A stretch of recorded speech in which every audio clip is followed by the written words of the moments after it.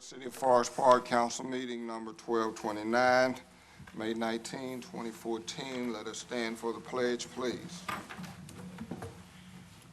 Pledge allegiance to the flag of the United States of America and to the republic for which it stands, one nation, under God, indivisible, with liberty and justice for all.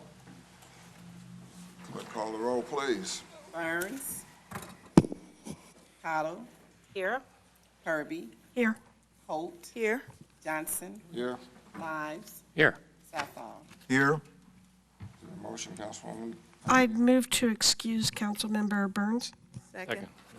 Been moved and seconded that we excuse Councilman Burns. Any discussion?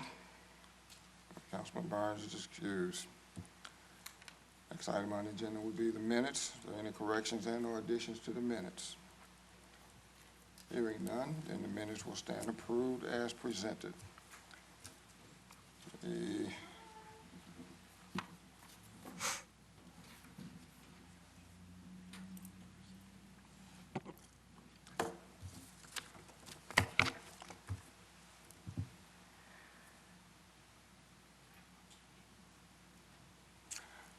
next item on the agenda would be presentations, and one presentation we have this evening is a business of the month for Steak and Shake, and for that we'll have Mr. Paul Brim, please. Mayor, members of council, thank you very much. Our May business of the month is truly another Forest Park favorite. Steak and Shake was founded in February of 1934 in Illinois. Company founder Gus Belt pioneered the concept of combining premium burgers with delicious milkshakes to create a true one-of-a-kind dining experience. And for over 80 years, the company's name has been symbolic of this heritage. Today's restaurants continue that tradition of serving the country's best burgers and tastiest shakes. The Forest Park store delivers on this promise, but adds superior customer service to make each and every dining experience the absolute best. Councilor Cottle nominated the restaurant for tonight's award because of this strong commitment to serving all of its customers. Some restaurants take customer service and satisfaction for granted. That's the Forest Park Steak and Shake. From the manager to the cooks to the servers, everyone puts the customers first. And it is that commitment that makes this restaurant one of the better choices for family dining in our area. Of course, Steak and Shake also places a premium on providing great value, and company officials understand that all of us are working very hard and they want to make sure that you can take the entire family out for a great dinner without breaking the bank. So they recently introduced, I checked your website, they recently introduced a new $4 menu that features a number of Steak and Shake favorites all for under $4. The brand new menu even includes some new items, including footlong hot dogs, steak burger shooters, a delicious taco salad, and 7 new steak burgers, all made with fresh ingredients and bold flavors. So if you're looking for great food and great service, and I think I'm heading over there after I'm done with this, please stop by the Steak and Shake on Omniplex Drive. And accepting the award tonight is restaurant manager Holly Bekrogi. See, I got it right. Thanks, Holly. Thank you. Congratulations. Thank you, sir. I'd like to present you with this award. It says City of Forest Park Business of the Month, Steak and Shake, in recognition of the company's contributions to the growth and the development of the City of Forest Park. Thank you. Thank Take a you. word, please. I'd just like to thank everyone here tonight for recommending us and giving us this award. It really means a lot. I'd like to thank April here. She's part of the reason I believe this award. Miss Cottle, she's serviced her in the past, and I think It is true. It's a close first to Chef Cottle's Kitchen, Steak and Shake, so you're right in there to win, so.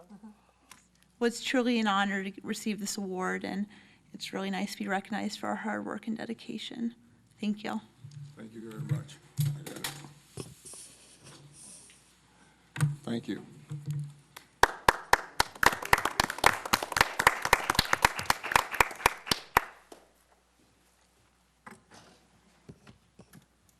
Next item on the agenda is item number 4, communications from the public. This is the time for citizens to comment on matters before council or to ask questions of concern to them. When recognized, please come forward to the podium, give your name and address, and then state your comment or question. Council meetings are tape recorded for ease of transcriptions. Comments are limited to 5 minutes. Okay, Mr. Wayne, if you would come forward, please, and I believe there's a sign-in sheet there. If you would tell us who you are and what organization you're with. Thank you, Mr. Mayor, council members. My name is David White, and I am a Cincinnati resident, not a Forest Park resident, and I do apologize. It is quite a beautiful community you have out here. I am with Cradle Cincinnati, and we are a new infant mortality collective collaborative that was formed to reduce the infant mortality rate in the city of Cincinnati as well as Hamilton County. In front of you, you have a presentation, a brief presentation to kind of help grasp some of the items that I'll be speaking about tonight. Infant mortality is something new to me. I'm relatively new to this position as we're a new organization. But why is this infant mortality important? So infant mortality measures just those infants who pass from age 0 to 1 year. And the rate is determined by those deaths per 1,000 deaths, or 1,000 births, rather. Why is it important? Because, of course, every life matters. We have unacceptably high rates in our community. It's a great indicator of the overall health of the community. And it reveals great inequalities in our communities, and it's an expense that's added to our health system that we definitely don't need. There is no silver bullet that tells us why or how to solve the problems that we have related to infant mortality, but I'm here today to tell you one way that we can all change to reduce the number of infant deaths in our community. So on the second page shows you who makes up Cradle Cincinnati. This was brought together by Hamilton County Commissioners, the City of Cincinnati City Council, as well as all of the 4 maternity hospitals in Hamilton County, as well as a number of other health-related agencies you'll see there. Where we are today, 2013. We had a really good year for Hamilton County overall compared to years prior. The infant mortality rate in Hamilton County was about 8.9. The nation is pretty consistent at about 6. And the state of Ohio has always been higher since they've been measuring this. It's always been higher than the nation on average. And it's usually this past year came in at 7.6.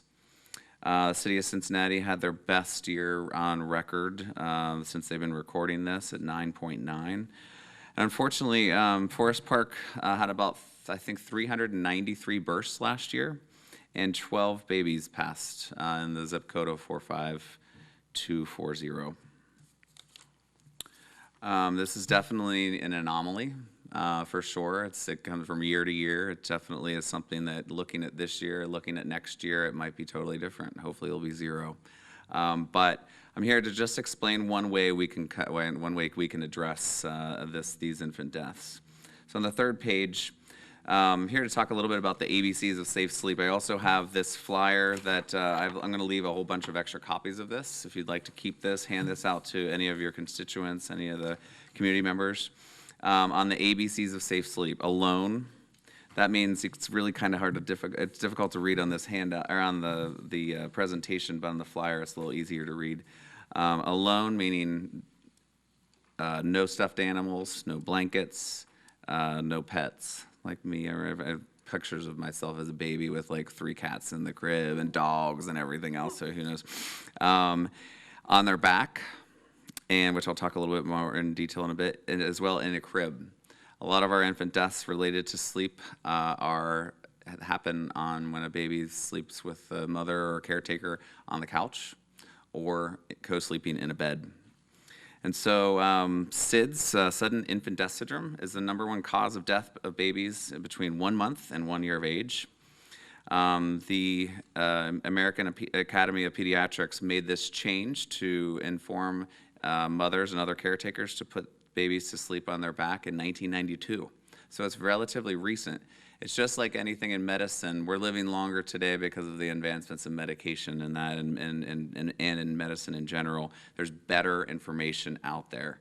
I'm sure my mother never thought, or all of our mothers really never thought to put your baby on the back for this, for many reasons, for many years prior to 1992. But it is better information. We used to have 5,000 deaths related to safe sleep, or related to sleep in prior to 1992, and now we average less than 3,000 a year. Also, we have about 3 infant deaths related to unsafe sleep in Ohio per week. African-American babies are twice as likely to die from sudden infant death than white babies. There's a number of different reasons for that. But the most important thing is many of these, if not all of them, of these deaths can be prevented if the guidelines are followed. So in the back, the argument that I always hear when I'm out speaking to people is that, oh, the baby will choke if they spit up and if they're on their back. And it actually, technically, if you can look at this diagram again, I apologize for this, for how small it is, but it is technically, it's actually more likely that the baby will choke if on their stomach due to the location of the trachea and the esophagus. So one way how you can, or many ways how you can help, is to educate all caregivers, whether it's daycares, whether it's your babysitter, mother, grandfather, anyone, is that babies should be placed alone with nothing else in the crib. On their back, the baby should sleep on their back at all times, and not on a bed or a couch, but just in a crib. You can make sure that cribs are present whenever possible, wherever possible. There are pack and plays that can be provided by the different maternity hospitals at no cost, and you can always contact us to find out more information on that. Helping new mothers to get rest. I'm sure, as you all know, that it's not easy to have a new infant in the home. And then just always demonstrating these ABCs of safe sleep whenever caring for an infant. If you have any questions about this information or need more information on what I spoke to tonight, you can reach us at our website, cradlecincinnati.org. And we want to definitely partner with Forest Park to get the word out, because we want to make sure that this doesn't happen again in 2014 or any time in the future for any of our communities. But definitely we wanted to come out here just because of this this anomaly that occurred in 2013. Yes? David, I'm really pleased to also see University of Cincinnati College of Nursing. Nurses are so important to Definitely. educate parents at the time of the birth or in a pediatric unit, so I'm real pleased that the College of Nursing is supporting this as well. Thank you. Thank you. I work with some great nurses every day, and they're the front line. They're the ones educating mothers in prenatal care, and they do a great job. But we still have a lot to learn, a lot of time to educate. Thank you. Any other questions or comments? All right. Thank you, sir, very much for coming to us and giving us this presentation. Thank you very much. Anybody else want to address the council? Any other comments from the public? Anybody else?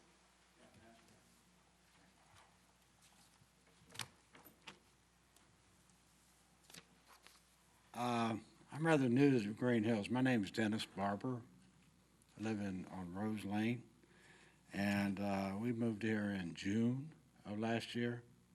So I don't know what's going on as far as how much discussion went in on the tax increase for income taxes for people who live outside of the city. Don't know. I don't know what the history is on that.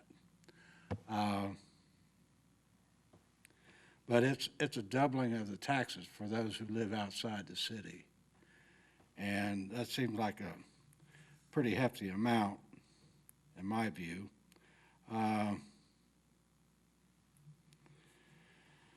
I don't know the history of the income tax, but I'm sure maybe it wasn't here to start with. Maybe it was sold on the thought that, well, for those that live outside and already pay taxes outside the city, maybe we should give them a credit. Well, that credit is now reduced to almost nothing. And that seems a little unfair for those who live and work inside Cincinnati, who already pay over 2%.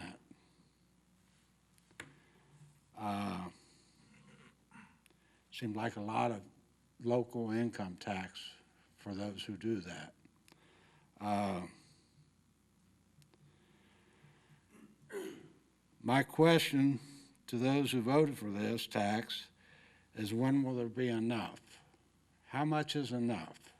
I do have that question. How much is enough? Well, the short answer to that is, even with the taxes, it's not enough.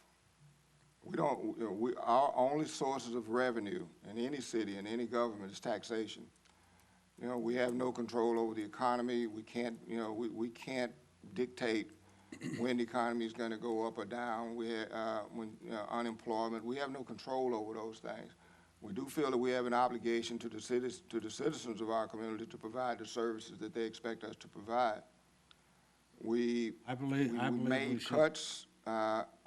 We at the point where we had to do something. And as we stated then, by the way, there were a number of public hearings before we took I that didn't action. know that. See, like I say, I'm new to Forest Park. Well, there were a number of public hearings where citizens had an opportunity to come and address council and express their views before we Okay. took this action. And at that time, we even stated at that time that at best, this was a stopgap measure, and this was only one measure of things that we had to do in order to support the services that the city is providing. I'm sorry, I don't hear real well, sir. I said, we stated at that time that this was just one measure of things that we had to do in order to provide the revenue that the city needed to continue to provide the services. It's by no means the final thing we're going to do. The economy has started to improve somewhat, but if it doesn't, and if it doesn't improve enough, then we're going to have to take even more actions. Okay. Well, I just wonder when it'll be enough. Just seems like it goes on and on and on. Well, Forest Park was not not where I was looking to buy when I was looking for a home. One of the reasons was because of taxes. And I think taxes can hurt a community as well as help. You know, you're helping the community to pay the bills, and I understand that. I think essential services are something everybody expects to pay for. Sometimes the services become a little blown out of proportion. Maybe another look needs to be made at what has to be paid and what needs to be paid. But Forest Park was not my choice. I just happened to be looking at a house one street up from me, and my realtor noticed this house on Rose Lane that was available, just came on the market, and it happens to be in Forest Park. And I'm just saying, Forest Park would not have been my choice because of taxes. well, you know, that's obviously I can't dictate to you where you live. I can't dictate to you the choice that you made. Obviously, for whatever reason, you made that choice, and we made the choices that we felt that we had to make That's in fine. terms of supporting this city. Just saying taxes can be a detriment to a community. Sir, as I well. want to thank you for coming. I voted against it. Thank you.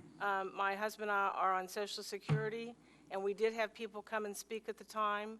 And as I heard people speak and out in the neighborhood, I'm Sheila Cottle, one of the council members, and so I did vote against it because I did feel that I needed to represent the residents, but I was not a majority in this vote. So thank you for coming to speak. Thank you, and I don't mean to beat a dead horse. No, I'm glad you came. It's just something that I think council needs to know about, that taxes are not good for a community Thank you. Well, too without, high of taxes. and I thank you for coming, Thank but you. understand wherever you live, you're going to pay taxes. That's just a I given. understand that, but there's a level.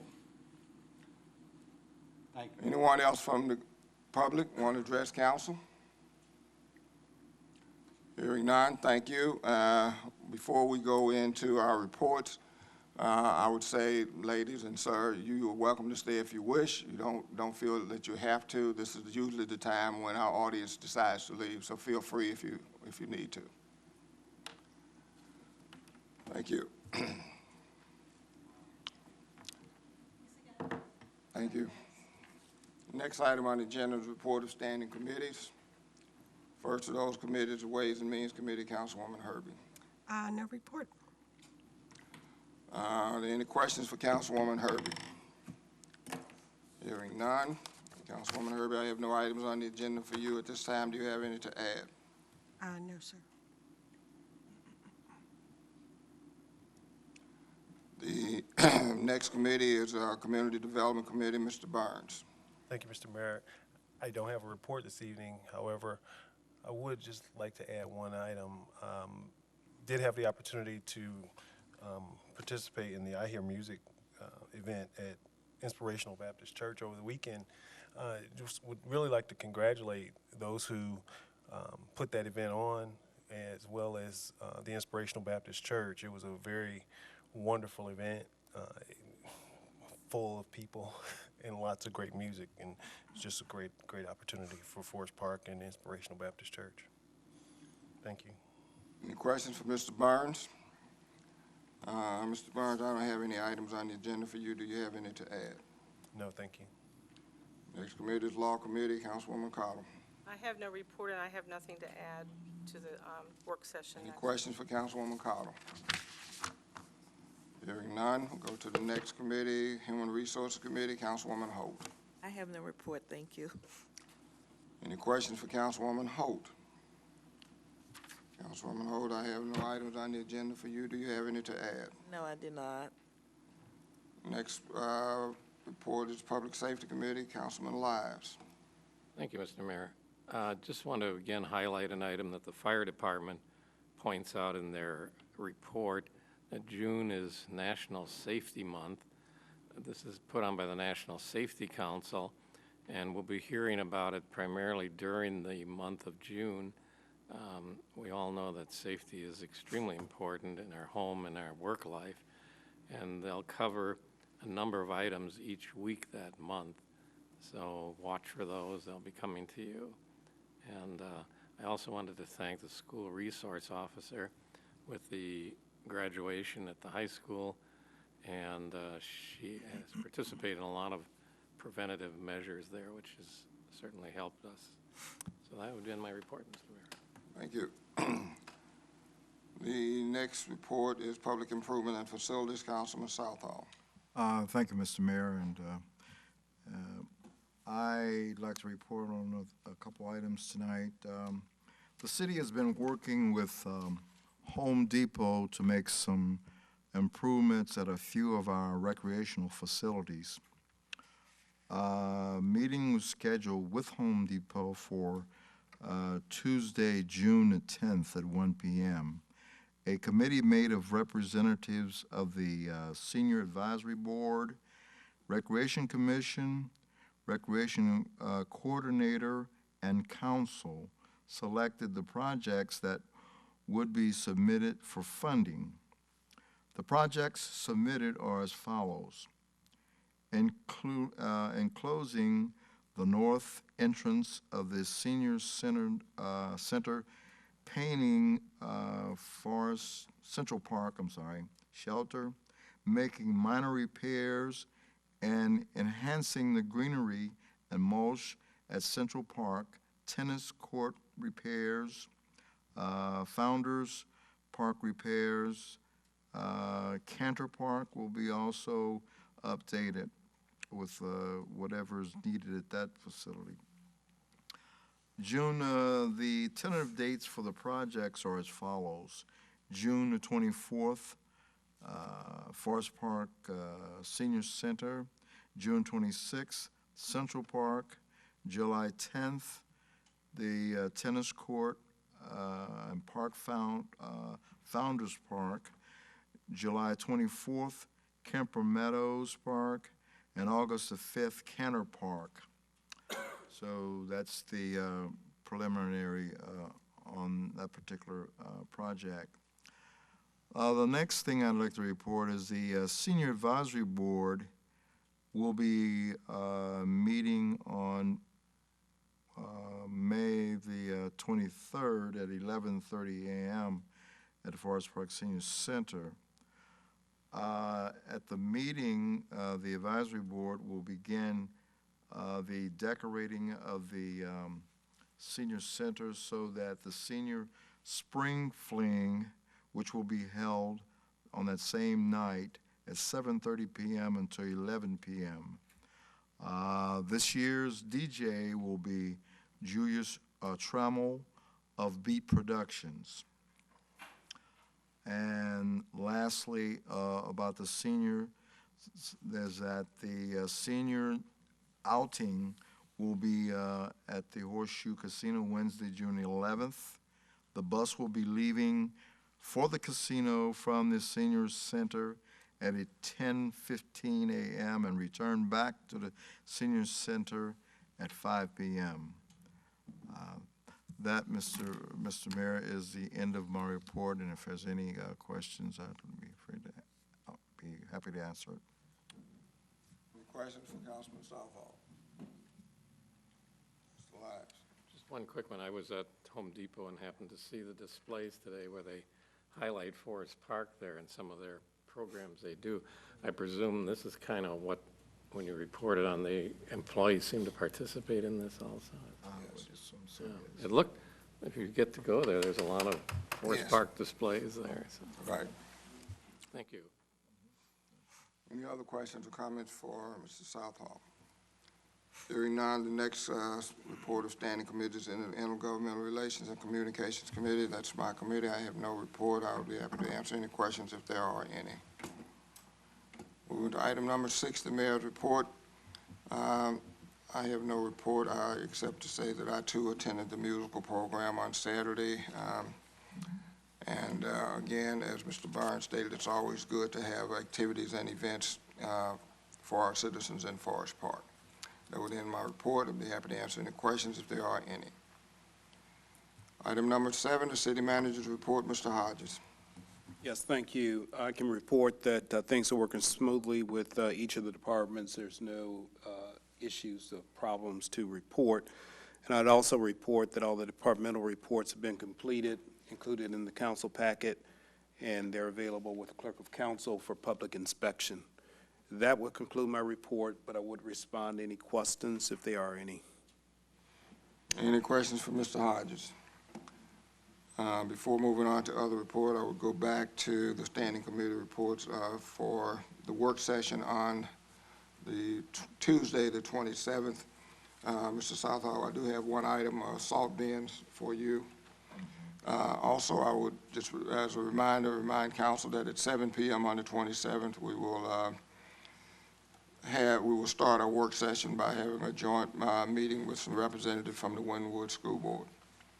And then the regular business work session would start at 7:30. That's Tuesday the 27th, not Monday the 26th. Monday the 26th is Memorial Day. I'll go to item number 8, other reports. The first of those being the law director's report. Mr. Wyckoff. Thank you, Mr. Mayor. Recently, I gave an opinion regarding the need for us to amend 152.25 of our code, which is the code that relates to demolition of properties that have been considered dangerous and of no value other than nuisance value. I would recommend and request that that be put forward as soon as possible. Rafiq Nakuzi has advised me that they have 2 houses that are pending condemnation, but they want to get this passed before they proceed because both houses have personal property. And our code up to this point has not protected us from, if someone had abandoned a vehicle or a boat or a refrigerator or a couch, whatever it might be, that person coming back saying, well, what'd you do with my personal property? So this covers that situation. It would be included in the notice we give of condemnation that would say everything left, all personal property, will also be subject to disposal at the convenience and at the will of the city. And then if we have to haul it away or pay to have it hauled away, it would be part of the tax lien of that overall expense. So I would strongly recommend that council move on this proposed amendment as soon as possible. Thank you, Councilwoman Herbie. Was the notice that you sent us, did it have the proposed language in there? The amendment, Because I just saw that. yeah, the amendment has the language in it. That's why it's rather lengthy. So it could be at the work session next week and acted on in 4 weeks? Or 5 weeks, whatever, because I think we've got at the next council meeting. Yeah, can put it on the agenda for next Work session. next work session, right, to discuss. Okay, That would be the end of my report, thank you. any other questions for the law director? Hearing none, thank you, sir. Next report on others, clerk of council, Mrs. Huffman. I do not have a report this evening.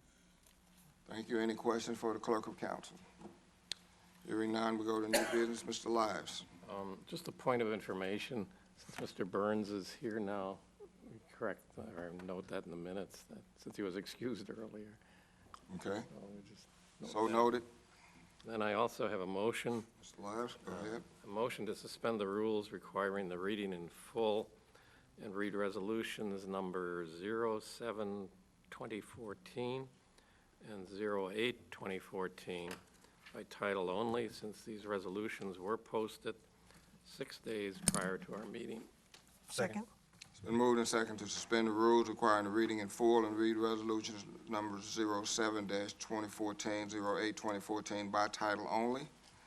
Is there any discussion? Hearing none, would the clerk call the roll on the motion? Burns. Yes. Cottle. Yes. Herbie. Yes. Holt. Yes. Johnson. Yes. Lives. Yes. Southall. Yes. Motion to suspend the rules passed 7-0. First item on the new business is item A, resolution number 07-2014. Would the clerk please read that resolution by title only? Resolution number 07-2014, a resolution consenting to the execution of a redevelopment incentive agreement between Defender Security Company and the City of Forest Park, Ohio. Is there any discussion? Is there a motion? Is there a motion? Councilwoman Herbie. Yes, I would move the adoption of resolution number 07-2014. Second. Moved and second that we adopt resolution 07-2014. Is there a discussion? Councilwoman Herbie. Yes, the city's reached a negotiated deal to retain a significant number of jobs for the next several years in the Northland Boulevard Business District. As is reflected in the proposed resolution, we've developed an incentive package that involves a combination of a redevelopment grant and a job retention rebate credit. Successfully closing on this retention project would result in preserving approximately 98 full-time existing jobs and the potentiality for adding another 20 jobs over the next 3 years. The value of this incentive package is approximately $96,000 over 3 years based on the investment and the payroll numbers provided by the company. On the flip side, the loss of this company would result in zero income for the city and would be an obvious blow to the office tower and the Northland Business District and our overall community. So I'd urge adoption of this resolution. Any other discussion? Hearing none, would the clerk call the roll on the resolution? Cottle. Yes. Herbie. Yes? Holt. Yes. Johnson. Yes. Lives. Yes. Southall. Yes. Burns. Yes. Resolution 07-2014 passes 7-0. Next item on the new business is item B, resolution number 08-2014. Would the clerk please read that resolution by title only? Resolution number 08-2014, a resolution confirming appointments to the 2014 Hamilton County Tax Incentive Review Council from the City of Forest Park. Is there a motion, Councilwoman Herbie? Yes, I'd move adoption of resolution number 08-2014. Second. Been moved and second that we adopt resolution 08-2014. Is there a discussion, Councilwoman Herbie? Yes, communities like Forest Park that participate in the county's enterprise zone program and community reinvestment areas must designate 2 representatives to serve on the Hamilton County Tax Incentive Review Council. This council evaluates the qualifications and monitors the performance and compliance of businesses that participate in these programs. And by custom, what we've done is appointed the economic director and the chair of the Ways and Means Committee, which would be myself. So those would be the names put forward, and I would urge adoption of this resolution. Any further discussion on the resolution? Hearing none, would the clerk call the roll on Resolution 08-2014? Herbie, Yes. Holt, Yes. Johnson, Yes. Lives, Yes. Southall, Yes. Burns, Yes. Cottle. Yes. Resolution 08-2014 passes 7-0. Next item on the new business is item C, a motion. I move to direct the clerk of council to notify the Ohio Department of Liquor Control that the city of Forest Park does not request a hearing regarding a liquor license request for Bedford Incorporated doing business as Park Place, 1185 Kemper Meadow Drive, Forest Park, Ohio, 45240. Second. Been moved and second that we adopt a motion that will direct the clerk of council to notify the liquor department that we do not request a hearing for this request. Is there any discussion? Yes, the city of Forest Park has received a request for a new liquor license from a new business planning to operate in the old Bill Knapp's building as a restaurant off of Winton Road, access off Kemper Meadow Drive. The request is for a D5 license, which is spirituous liquor for on-premises consumption, only beer, wine, and mixed beverages for on-premises or off-premises in an original sealed container until 2:30 a.m. The city of Forest Park does not have much information about the proposed business, but it is our understanding that it will be a lighter or smaller version of the one downtown jazz-oriented restaurants. In any case, we referred the liquor license request to the police department, and as we normally do with all liquor license requests, and the police department has advised that they find nothing that would represent a concern with the owners, operators having a liquor license for their proposed business. Any further discussion? Hearing none, all those in favor of the motion, let it be known by the sign of voting aye. Aye. Opposed? The motion passes unanimously. Is there any other business to come before the body? Any other business to come before the body? If there's any other business to come before the body, hearing none, we are adjourned.